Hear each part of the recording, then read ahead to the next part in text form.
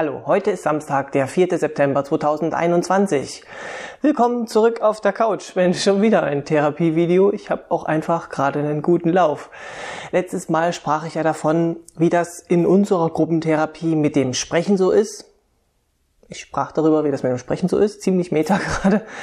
Ja, und damit tun sich ja manche ziemlich schwer. Also mit dem Sprechen. Ich auch nebenbei bemerkt. Aber Sprechen ist ja auch nicht so einfach.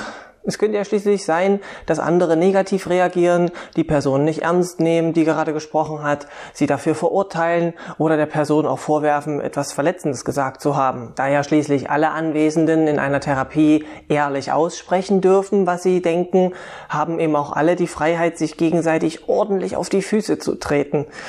Das ist natürlich ein ernstes Problem, wenn genau diese negativen möglichen Reaktionen der sprechenden Person dann zu schaffen machen.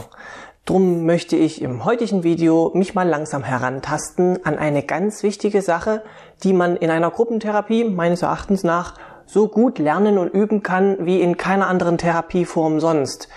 Das Abgrenzen. Fangen wir mal ganz grundlegend an bei der Wahrnehmung. Das ist ja auch so eine Sache. Sie ist unser einziges Tor zur Welt und für uns damit absolut. Aber für die anderen Menschen kann deren Wahrnehmung ja auch ganz anders sein. Also hier ist überhaupt nichts mit Absolutheit. Ganz im Gegenteil. Selbst wenn eine andere Person dasselbe sieht wie ich, könnte diese Person dennoch zu einer ganz anderen Schlussfolgerung gelangen. Ich habe die arme Sängerin Babette Kiesewetter im TV neulich gesehen.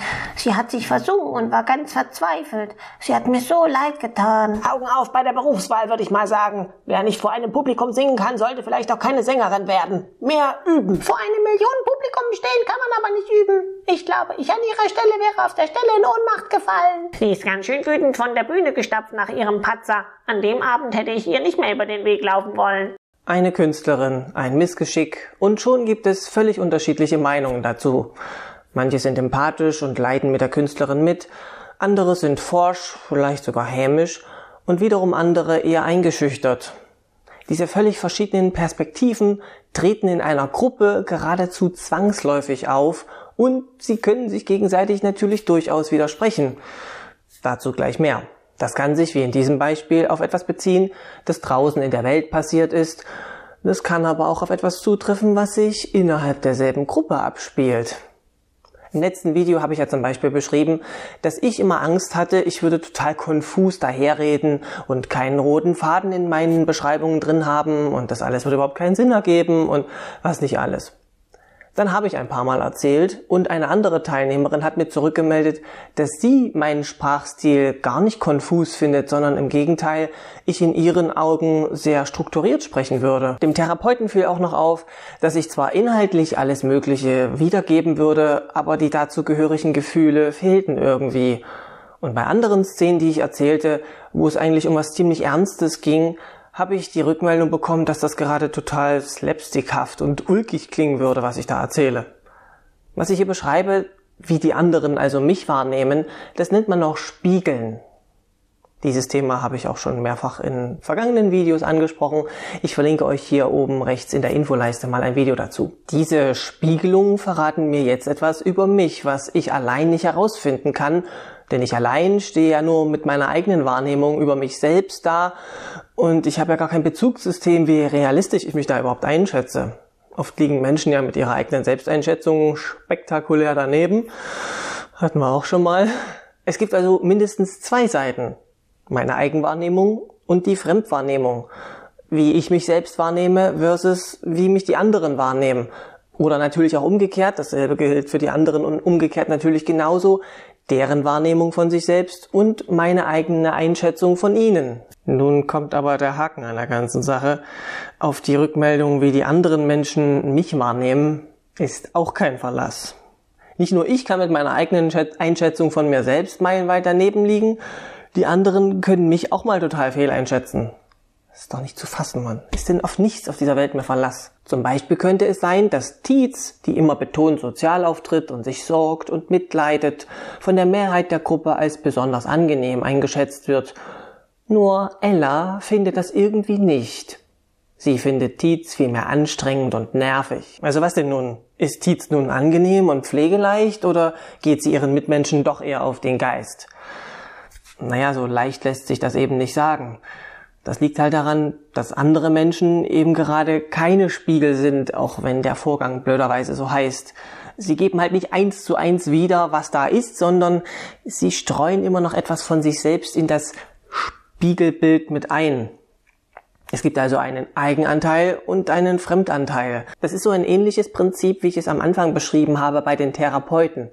Die verraten über sich selbst ja ganz wenig und laden die Klienten dazu ein, jede Menge von deren eigenen Themen auf sie drauf zu projizieren. Das geschieht also bei den Therapeuten besonders intensiv und die fordern das ja auch heraus. Solche Dynamiken passieren aber auch zwischen den KlientInnen untereinander. Die Kunst für alle Anwesenden besteht jetzt darin, Eigenanteil und Fremdanteil voneinander zu unterscheiden. Da es jetzt so viele in einer Gruppe gibt, kann jetzt jede Person zu all den anderen eine Eigenwahrnehmung haben und die lassen sich dann miteinander abgleichen. Versteht ihr, was ich meine? Also vielleicht ergibt sich halt später mal eine andere Situation, in der Mugi der Gruppe sein Herz wegen einer Sache ausschüttet und die Gruppe ist ganz bei ihm und versteht ihn und leidet mit ihm, nur Ella wirkt schon wieder auffallend distanziert. Auf Nachfrage gesteht sie, dass ihr Mugi gerade irgendwie auf die Nerven geht. Und jetzt seht ihr dieses Muster, was sich langsam herausschält. Sie scheint einfach von allen Leuten überfordert zu sein, die gerade besonders emotional sind. Das scheint sie zu strapazieren und diese Menschen findet sie dann anstrengend. Ihre Abneigung hat also gar nichts mit Tietz oder mit Mugi zu tun. Das ist nicht wirklich eine Einschätzung von denen, sondern das ist ein Muster, das bei ihr selber liegt. Ihr Eigenanteil, den sie immer wieder unbewusst beimischt, wenn sie ihre Umwelt, also die anderen, wahrnimmt. Ist die Umwelt unaufgeregt und ruhig, dann findet sie das gut. Aber ist ihre Umwelt aufgeregt oder emotional, dann stößt sie das ab.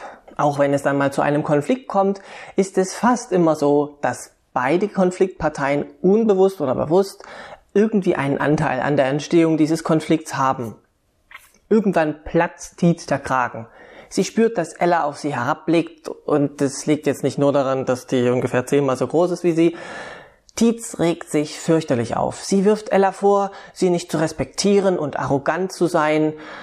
Daraufhin schnaubt Ella nur kühl. Für einen Moment sieht das hier nach einem emotionalen Ausbruch aus, der so völlig ohne jede Ursache auf Ella herniederprasselt. Und theoretisch könnte das auch so sein. Vielleicht wurde Tietz von ihren eigenen Gefühlen einfach derartig überwältigt, dass sie einfach ausgerastet ist. Dann ist der Konflikt tatsächlich auf ihrem eigenen Mist gewachsen.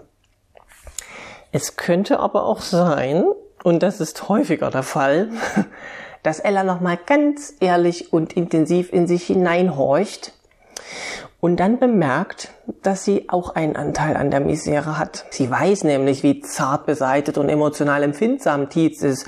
Genau deswegen findet sie auch so nervig. In der letzten Stunde, als Tietz gesprochen hatte, war Ella betont still gewesen.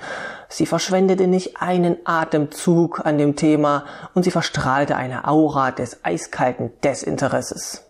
Genau diese Pose hatte die empfindliche Tietz bemerkt und das hatte sie erst zu ihrem Wutausbruch verleitet. Genau genommen hatte Tietz also völlig recht, wenn sie Ella vorwirft, auf sie herabzublicken, weil genau das halt auch der Fall ist. Ella hat mit ihrem Auftreten genau diesen wunden Punkt angetriggert, auf den Tietz halt anspringt. Von dieser Provokation hatte die sich dann mitreißen lassen, ist aufbrausend geworden und Ella hatte mit diesem emotionalen Ausbruch einen weiteren Grund, warum sie diesen kleinen, gefühlsduseligen Kaugummi-Drachen geringschätzen konnte. Und nur damit es hier nicht zu Missverständnissen kommt, das heißt nicht, dass Ella schuld ist an dem Konflikt oder dass sie das irgendwie bewusst oder mit böser Absicht herbeigeführt hat. Schuld spielt in so einer Therapie sowieso am wenigsten eine Rolle. Was hilft es zu wissen, wer an irgendwas schuld ist? Das ist dann wichtig, wenn es darum geht, wer auf den Marktplatz gestellt und ausgepeitscht werden soll. Aber das geschieht in der Therapie nicht. Ich hoffe, ihr seid jetzt erleichtert und findet das nicht schade? Jeder hat so sein Kink, mein Gott. Aber in der Therapie geht's halt viel mehr ums Erkennen und darum, damit umzugehen. Verantwortung übernehmen für die Anteile, die bei einem selbst liegen, aber auch Verantwortung abgeben für die Anteile, die bei den anderen liegen. Und hier kommt nämlich auch diese Abgrenzung ins Spiel. Wenn Ella das nächste Mal ein Kollege mit Alltagssorgen die Ohren voll jammert, dann ertappt sie sich vielleicht selbst dabei, wie sie in ihr übliches eisiges Schweigen verfällt. Mit etwas Therapie wird ihr irgendwann hoffentlich klar, das macht sie gerade, weil sie die Situation anstrengend findet. Umgekehrt lernt Mugi, dass er über seine Probleme sehr wohl sprechen darf und dass das auch überhaupt keine Zumutung ist für die Gruppe, auch wenn ihm Ella neulich zurückgespiegelt hatte, er sei anstrengend. Er muss sich aber nicht zurücknehmen, nur um Ella nicht lästig zu werden. Das ist ihr Problem, nicht seins. Auf diese indirekte Art und Weise lernen die Menschen sich Stück für Stück immer mehr kennen, lernen, was zu ihnen gehört, worum sie sich kümmern müssen, aber was eben auch nicht mehr bei ihnen liegt, worum sie sich nicht kümmern müssen. Das hilft ihnen einmal, sich von ihren Mitmenschen natürlich abzugrenzen, aber das erlaubt eben auch den Mitmenschen, eine andere Wahrnehmung zu haben, weil deren Eigenanteil halt immer unterschiedlich ist und auch unterschiedlich sein darf. Das hört man übrigens auch an der Sprache der Leute, die viel mit solchen Dynamiken zu tun haben oder die viel mit Menschen arbeiten. Die haben ganz oft diese charakteristische Sprache, die so passiv klingt und vor allem mit Ich-Botschaften gespickt ist. In dieser Sprache sagen die Leute nicht, du hast aber das und das gesagt, das wäre ja eine Du-Botschaft, sondern dann kommen so Sätze wie, also in meiner Wahrnehmung hörte sich das so an, als ob du das gemeint hast oder für mich klang das, als würde dies oder das oder jenes der Fall sein. Anfangs habe ich diese Sprache gehört und fand sie irgendwie seltsam. Ich dachte, oh Leute, könnt ihr bitte noch stelziger und umständlicher sprechen? Wollt ihr vor jedem Satz nochmal aufsagen, dass ihr euch jetzt auf die Meinungsfreiheit beruft und dass ihr auf eure Aussagen keine Gewähr gebt und #NoFront oder geht's dann vielleicht auch irgendwann mal los? Aber nachdem ich das mit dem Eigenanteil und dem Fremdanteil verstanden habe, musste ich gestehen, dass diese Formulierungen zwar ein bisschen umständlich klingen, aber einfach konsequent und halt richtig waren. Sie beschreiben halt wirklich nur eine eigene Interpretation einer Situation und sie räumen den anderen Personen ein, eine ganz andere Perspektive dazu zu haben. Genau das ist es, was in einer Therapie die ganze Zeit passiert und damit wird auch eine Menge gearbeitet. Ja, das soll es dann für heute auch erstmal gewesen sein. Ist ein wichtiges Thema. Mit dem bin ich übrigens auch nicht durch. Ja, das Thema Abgrenzung werde ich zu gegebener Zeit nochmal aufgreifen. Das Ding ist noch nicht ausdiskutiert, aber so als Einführung, denke ich, reicht das erstmal. Ist auf jeden Fall ein wichtiges Thema, würde ich sagen. Und für die meisten habe ich wahrscheinlich heute überhaupt nichts Neues erzählt. Das waren so Selbstverständlichkeiten. Ja klar, gibt es immer einen Eigenanteil und einen Fremdanteil und mit der Wahrnehmung ist es genauso. Was denn sonst? Was willst du eigentlich von uns, Katerschnurz? Aber trotzdem wollte ich das hier mal so erklären und so vorstellen, weil ich aus eigener Erfahrung weiß, dass diese angeblichen Selbstverständlichkeiten eben nicht allen Menschen bekannt sind.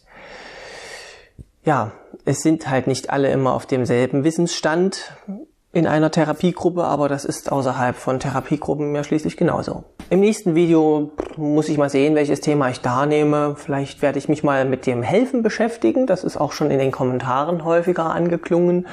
Und das passt auch ganz gut zum Abgrenzen, weil, da werde ich vor allem davon sprechen, dass sich Menschen eben besonders schlecht abgrenzen können. Aber sicher bin ich mir noch nicht. Werdet ihr dann sehen, was als nächstes Video-Thema kommt. Wie haltet ihr es übrigens mit der Abgrenzung? Kriegt ihr das gut hin oder nicht so?